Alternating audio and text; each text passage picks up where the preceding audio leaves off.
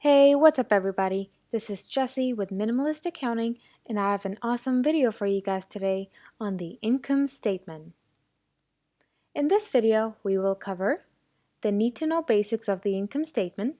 We will then talk about the two types of income statements. I will then show you a generic template to use for the statement. And finally, we'll finish it up with a quick and easy example. First, let's look at the basics. Simply put, the purpose of the income statement is to show how much money you earned or lost. If you read something like the statement of profit or loss, or the statement of operations, or net income or earnings, note that they are all referring to the income statement. It is reported for a period of time, and its components are essentially four: revenues, expenses, gains, and losses. As I previously mentioned, there are two formats for the income statement. You have the single step and the multi-step. Let me begin by showing you the formula for the single step income statement. We're going to take all the revenues and gains and we're going to add them up. Next, we're going to take all the expenses and losses and we're going to add those up. Next, we just subtract 1 from 2 and that gives us our net income. It's simple and straightforward. Now let's look at the multi-step income statement. As you may have guessed from the name already, its format involves multiple steps. However, note that we get the same result for net income using either format. We begin our calculation with the sales revenue. We then subtract cost of goods sold, giving us what's known as the gross margin. From that, we subtract operating expenses. This gives us our operating income or operating margin. Next, we will add or subtract other income or gains or expenses or losses. This will give us our pre-tax income from continuing operations. Naturally, we next subtract the income tax expense, giving us our after-tax income from continuing operations.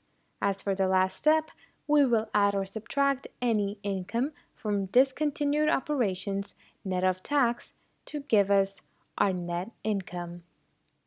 Using this format simply gives us subtotals and is preferred by businesses because it provides a little bit more detail about how the income was generated. Before we jump into an example, let me quickly show you the format or the template for an income statement. Now, the title is important, and there are three parts to it. First, the name of the company. 2, the title, income statement. And 3, because this is reported for a period, we say something like for the year ended December 31st, 20XX, for example. We will then dive into our formula of revenues and expenses to give us our net income. Also note that the income statement notes down the earnings per share, both basic and diluted. But more on this in another video. Okay, time for the example.